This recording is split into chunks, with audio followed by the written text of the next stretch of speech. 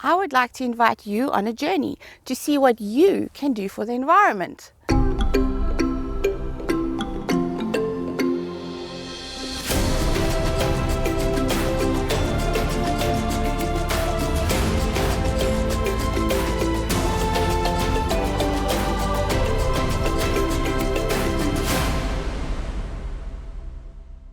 I think I can guess what you already do for the environment.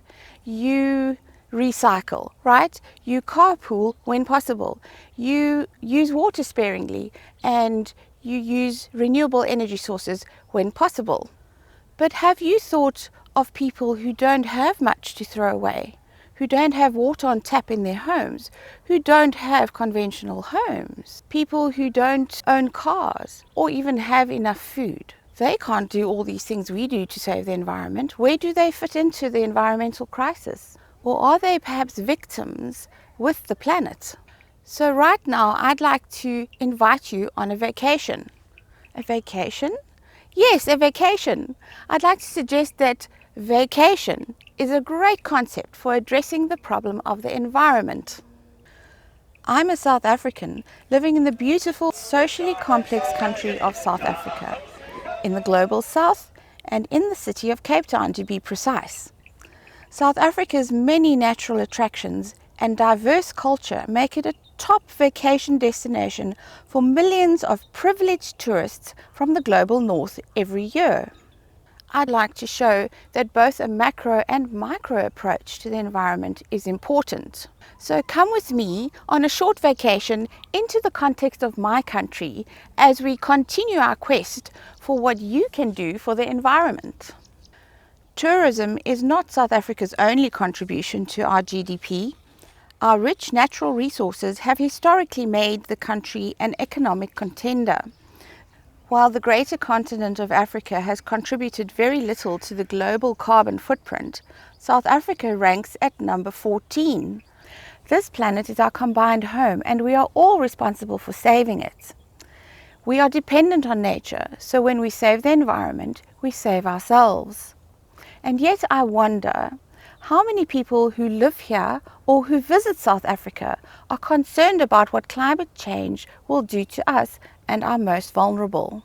All is not well in the state of South Africa. From our history of apartheid that included racial oppression of the country's majority by a white minority, there remains a great challenge of persistent economic inequality and poverty. Our current employment rate stands at about 46%. That is an unsustainable social situation. The moral of the story is that one can't legitimately expect anyone to care for the environment if their own basic needs are not met. In short, in South Africa and in many countries of the global south, the global community needs to make people a priority first before we all unite for the environment. This means that while it is important for big business and government to focus on macro adjustments in favor of the environment, microeconomic development for individuals and communities is just as important for addressing the global environmental crisis. To demonstrate this, I've interviewed two environmental experts, one from the corporate world and one from a community development project. Are you still thinking vacation? Guma, thank you so much for joining me today. Please tell us, what does ESG stand for?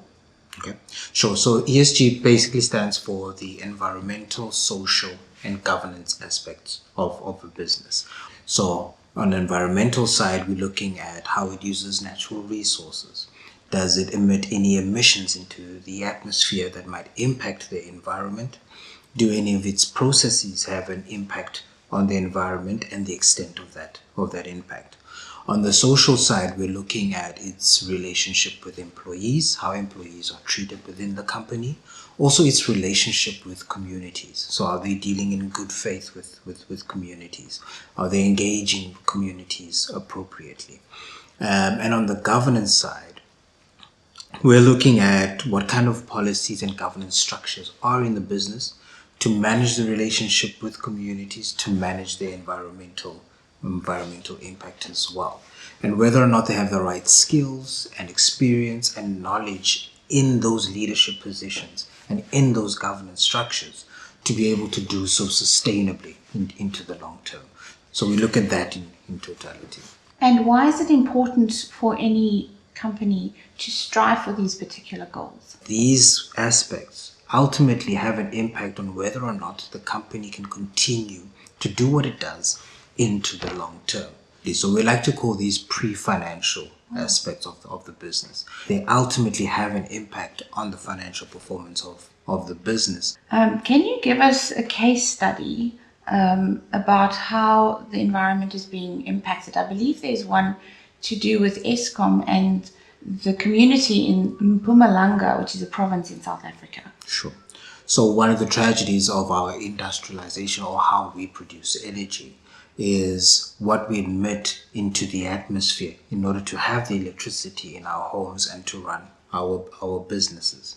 Mpumalanga's got one of the most polluted airs in the world because of coal-fired power stations. Well, that's a striking example of how big business affects the community. This also shows how taking care of the environment is taking care of people, and how taking care of people is taking care of the environment. Absolutely. So these things are inextricably linked. And in an African perspective, you might say that the social aspect perhaps is of the greatest weight. Kuma, how can I measure my own individual carbon footprint? Well, there are a number of tools that we can use, and these are all online tools that you can use to measure your carbon footprint, which takes into account what you eat, where you work, how far you live from work, what kind of transportation you use to travel to and from work, where you get your groceries, where you buy your clothes, all of these questions that it asks you. And it tells you, if everybody lived in the way in which you did, how many planets would we need to sustain life? Have you tested yours? Yes, and if everybody lived like me, would need 2.5 Earths. Wow, that's quite stunning. Yeah. Thank you for your time, Kuma. I really appreciate it and the work that you're doing. All the best. Absolute pleasure. Thank you for having me.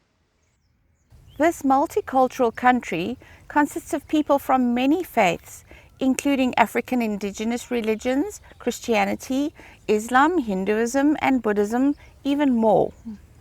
Indigenous African beliefs include the understanding of a creator and a close reciprocal relationship between humanity and nature. The Ubuntu philosophy reveals that I am because you are and shows our interconnectedness. From my background in Christianity, I understand that the Bible refers to God's covenant with humanity in agrarian terms. People lived close to nature. The environment was very much part of the relationship, and so was the resulting economy. Every seventh day, people, rich and poor, rested, even the animals. Every seventh year was a Sabbath year, and the land lay fallow. Every 50th year was a Jubilee year. Land that had been lost in debt was restored. People who were indentured servants were given their freedom. This was important for equity to be restored in the ancient economy. Since the Industrial Revolution, the world has moved increasingly away from the land into urban environments and into an ethic of profit-making, accumulation of wealth, and consumerism through the commodification of human beings and nature. Extreme capitalism is heading toward a crisis of unsustainability for the few extremely rich and the many extremely poor, as the poor literally pay for the wealth of the rich. Native people on all continents can tell us a different story about how nature was respected in the past. Perhaps it's time to return to the ethics of our long-time beliefs. But remember, I invited you on a vacation, and we've learned some things about South Africa already. What do you think? Are you packed and ready to come? I truly mean that invitation. But usually vacation means vacating our homes and actually going somewhere else. What if we thought of vacation as an opportunity to vacate, just temporarily, our perspectives or even our lifestyle? Just for a little while, so that we can see things from someone else's point of view. I would like to encourage you to take such vacations regularly. Perhaps you'll come back refreshed with new ideas for the environment. But also, next time you take a real vacation, please consider including plans to make a difference to people and the environment at your chosen destination. Would you like an idea? Come and be inspired with me at a place called the Sustainability Institute. This is a project where 2 women from German heritage were inspired to make a difference to a community where there was poverty, substance abuse, and crime. Today, on that very spot, a thriving NGO project stands, including an eco-village where people from all backgrounds live in community. Schools are run from kindergarten to primary for the children of the surrounding farm workers. Partnerships exist with universities for graduate studies and research. Volunteers are welcome to support the project. I was privileged to meet with Riranzu, proudly at Tsonga, with a background in environmental science. Initially, she worked for a large corporation, but wanted to find a way to more directly impact the lives of those in need. This is the SI Permaculture Learning Garden. We have to run it as a fully functioning garden. The food that we grow here primarily goes for food security, so the food grows to our feeding program that contributes to daily meals to all the children that attend here at the SI, but then we also put in our food that's sold at the Green Cafe. And secondly, as I said, our primary purpose is of education. It's a learning space from pre and primary and high school, as well as interns and students that actually then use the space for learning. So we see farming or growing food as a medium of reconnecting to nature, but also as a medium of changing people's minds and creating agency so that they feel that they can be confident when they go out into the world. A part I really enjoy about the Christian story is how the creator of the universe, of this planet and humanity, decided to vacate his life in heaven and come to this earth in human form to save humanity who had fallen into sin and selfishness. Through his own death on the cross. Talk about a meaningful vacation. During his 30 years here on earth, in human form, the Creator, in the person of Jesus Christ, said that he was here to set the captives free, to give sight to the blind, and to comfort those who mourned. Later on, in the parable of the sheep and the goats, the story portrays 2 groups of people. One of them would be ready to meet Christ when he comes. This group would be those who also fed the hungry, clothed those who were needing clothing, and visited the sick and those in prison.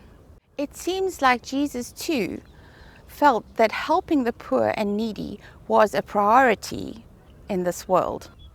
Why not think about your next vacation seriously? Perhaps you'd like to make it a lifelong conceptual vacation where you live your life differently for the sake of others and the environment. Maybe you'd like to actually go somewhere else on vacation and take some of that time to volunteer at a great project. Vacations are a great way to help the planet and people together.